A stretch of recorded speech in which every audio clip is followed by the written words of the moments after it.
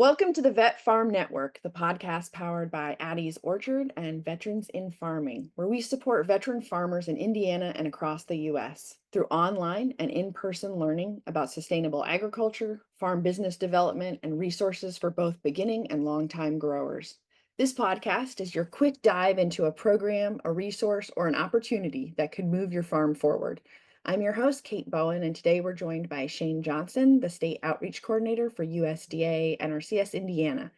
Whether you've heard of EQIP, CSP, or conservation plans and haven't taken that first step, or you've worked with NRCS before and you want to know what's new, this conversation is going to be a great place to start. Before we get into it, here's a couple of quick announcements. The 12th annual Salute to Veterans Charity Golf Outing is happening Friday, May 9th at Brookshire Golf Club in Carmel, Indiana. Come out, play, or sponsor and support the mission. And if you want to see EQIP in action, join us for a high tunnel build on May 14th and 15th in Anderson, Indiana, hosted by Jack's Farm. It's a hands-on learning event for veterans and their families. Details and registration are at Veterans in Farming, vetsinfarming.com, or Addie's Orchard at addiesorchard.org. All right, let's get into it. Shane, can you start by telling us a little bit about yourself and what you do as a state outreach coordinator for NRCS Indiana?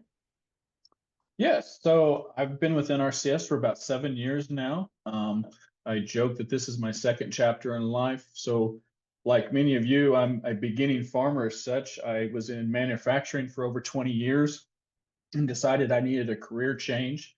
And the way it worked out, I ended up in conservation. I worked for a large farmer as a farmhand, and then actually moved into a local county office, and then ended up with NRCS. So, NRCS looks at a beginning farmer, at anybody that's been farming for less than 10 years. And so I'm kind of in that same category with a lot of you that have been less than 10 years in the farming or conservation world. As an outreach coordinator, it is my job to reach folks like you.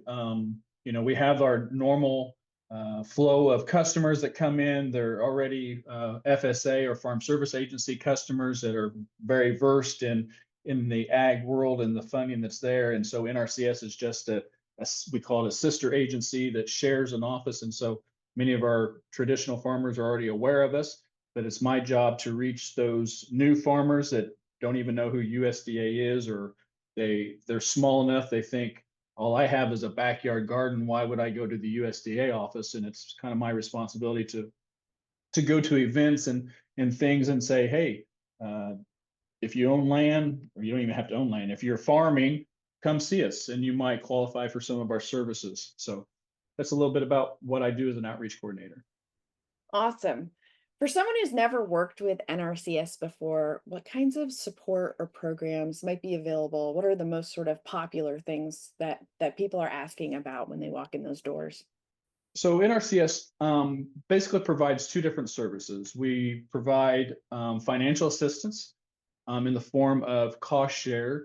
A lot of people like to use the word grant, and it's not a grant. It's a financial assistance cost share type program. It is competitive, but I think a lot of times when you think of a grant, the application process for grants can be just crazy stupid, really.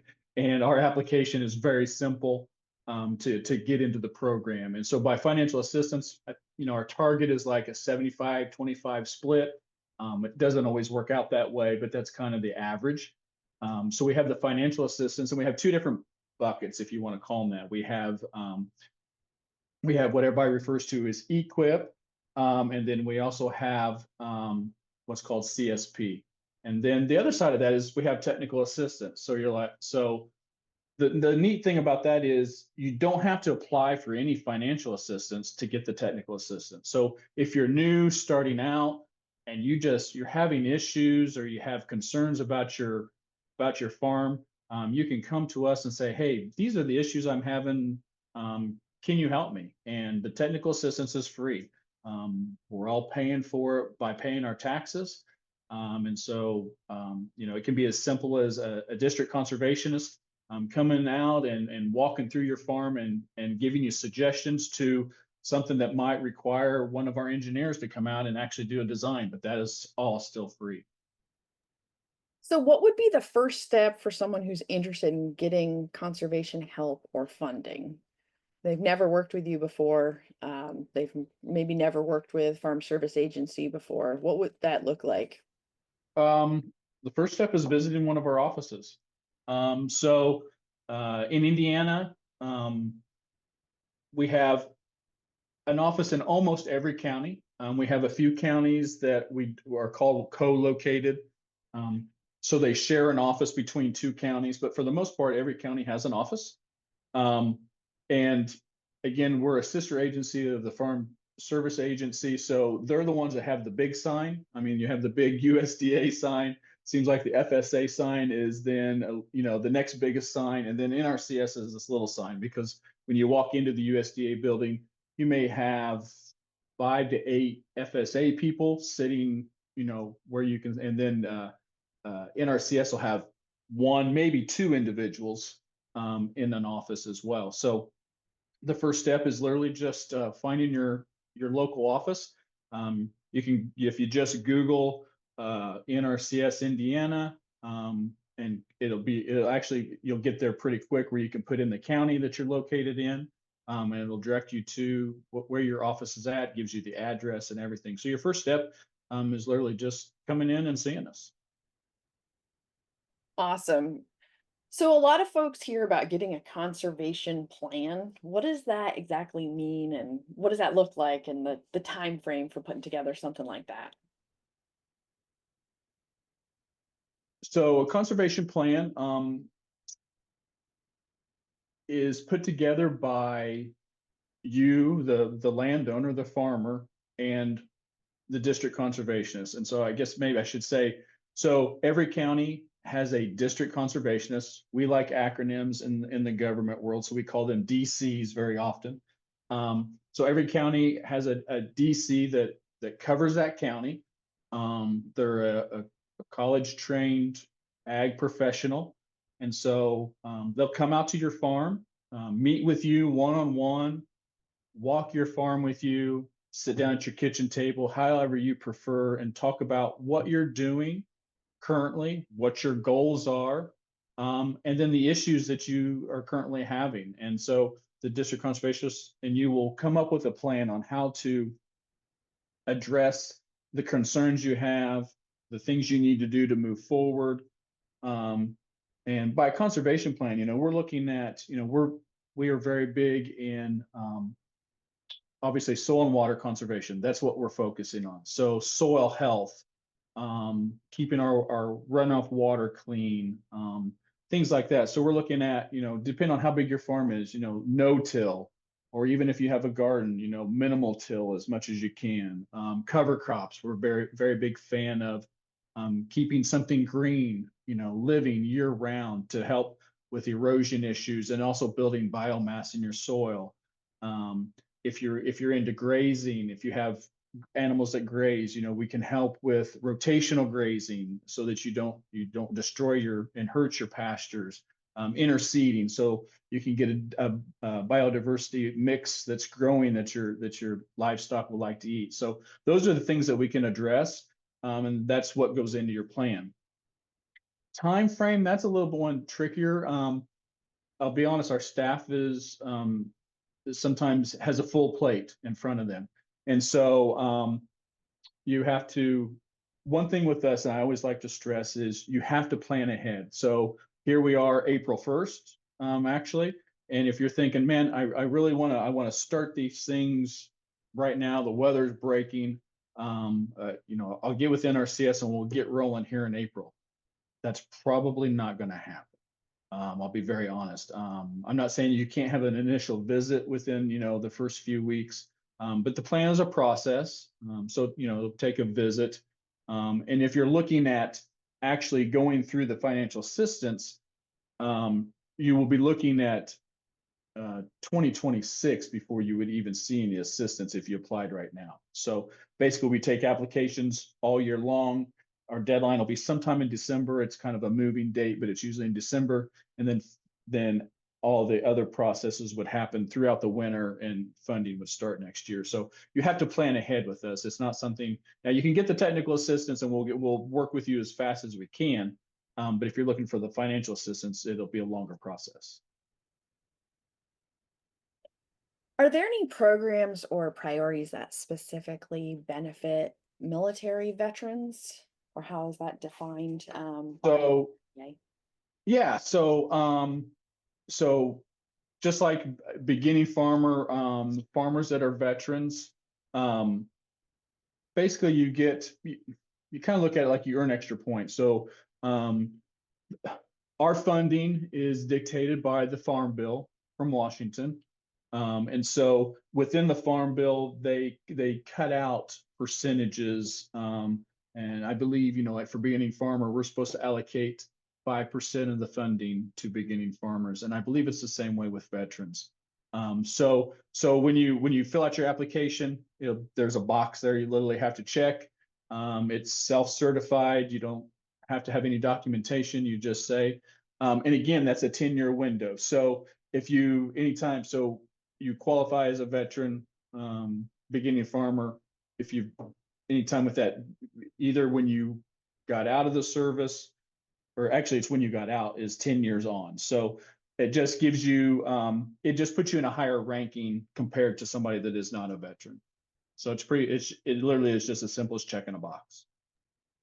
So, what advice would you give a veteran who is just starting their farm? Maybe they've been homesteading for a couple years, but they're wanting to really pull some income from a farm, really treat it like a business. Where would you send them? Where would you advise them to sort of begin? Oh, wow. That's a tough one. It, there's so many variables, I guess, into what they're actually doing. Just reaching out to the district conservationists, reaching out to NRCS and inviting them out. I know a lot of times there's a fear of, oh, I don't want the government involved. I don't want them to know what I'm doing.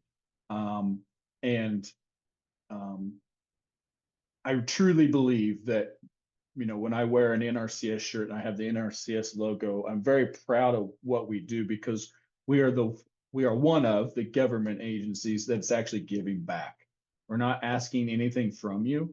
We're not, we're not the IRS, one of those dreaded, agencies that we have to have. We're one of those agencies again that's giving back, and doing something positive. So by asking us to come onto your farm and to walk with you and talk with you and learn about your operation, we're not there to judge you. We're not there to tell you, oh, you're doing this wrong, or oh, you're doing that right, because just like so many things, there's multiple ways to do what you're trying to do, and um, uh, we can give you, suggestions of things we've seen. Obviously, we can give you scientific suggestions on how things you can do if you're struggling with your pasture, and seed mixes that can help with your pasture, and you can do soil tests and different things. So the biggest thing you can do is just ask for that help, and I guess ask for that assistance. Maybe helps has a stigma to it. Just ask for that assistance for somebody to come along and help answer those questions, and like you've heard many times, there's never a dumb question. So just feel free to reach out. And we talk a lot about beginning farmers, but we also do have some members who have been farming for years. They have a long history of farming in Indiana with their families. Um, for those farmers, is there something that you've seen them often miss out on that are available programs? These might be row crop farmers or cattle farmers. They have a farm number, they're already established with FSA. um, they already, they might participate in some crop insurance programs or those kind of things. But is there something else that you feel like they could use a refresher on, or there's an opportunity that they don't always, use, that's out there for them? Well, really to me, one of the biggest opportunities, and we've kind of changed our philosophy even in my short time with being in RCS, is our CSP program, conservation stewardship program. And why I bring it up is, like you said, you've been farming, you've got everything under control. You're doing things right. I mean, you may hopefully you are a no-tiller and you are doing cover crops, and you're like, I'm already doing everything that NRCS, promotes.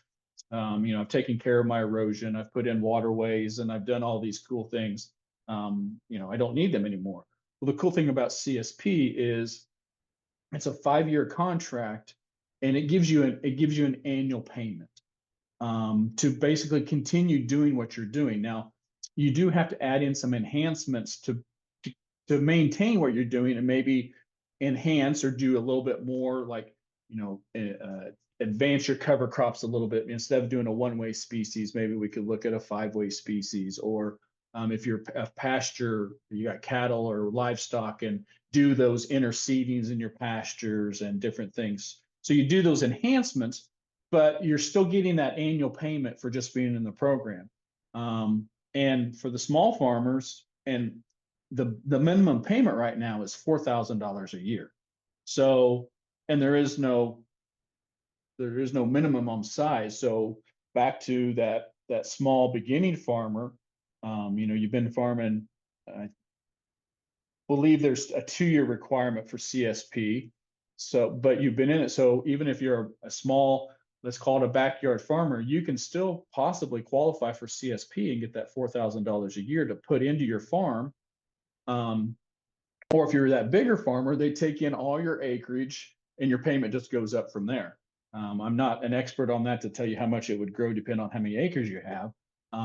But the fact is, you would get that $4,000 a year for being in the program, and that's a 5-year program. So to me, that's a huge piece that sometimes gets overlooked. The mindset used to be you did everything in EQIP, and then you rolled into CSP kind of like a graduate course. To be honest, we're kind of pushing CSP just as hard today, even for first time walking in through the door, as we are EQIP. It depends on what you're doing. EQIP pays more for the individual practices, but you don't get that annual payment.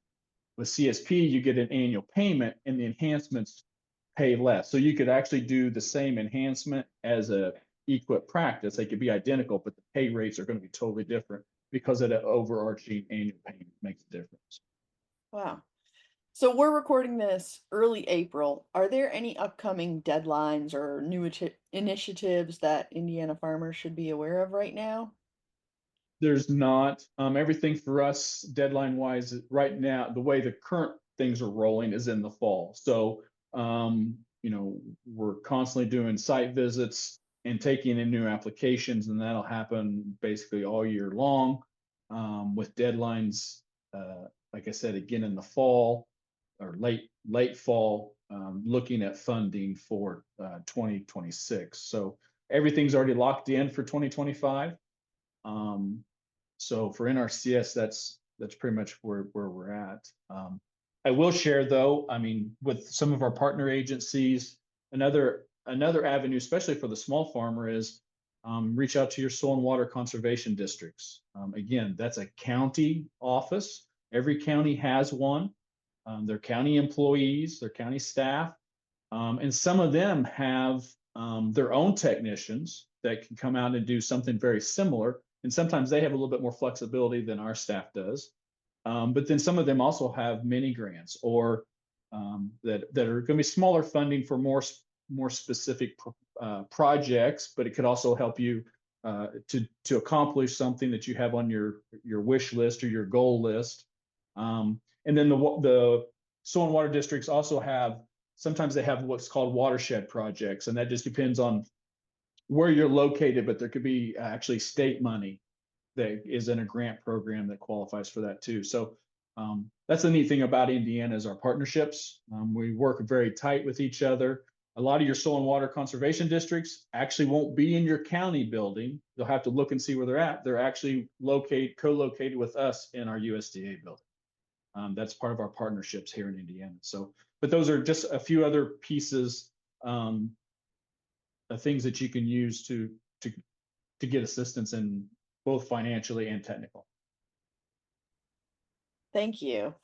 Well, a big thanks to you, Shane, from USDA NRCS Indiana, for taking time to break down how veteran farmers can connect with NRCS and get started with conservation planning, financial assistance, Thank you so much for joining us today. And for details on our upcoming events, including the May 9th charity golf outing and the High Tunnel build in Anderson on May 14th through 15th, visit Veterans in Farming, vetsinfarming.com, or addiesorchard.org. Thanks for listening to Vet Farm Network, where we're growing stronger together. Until next time, farm on.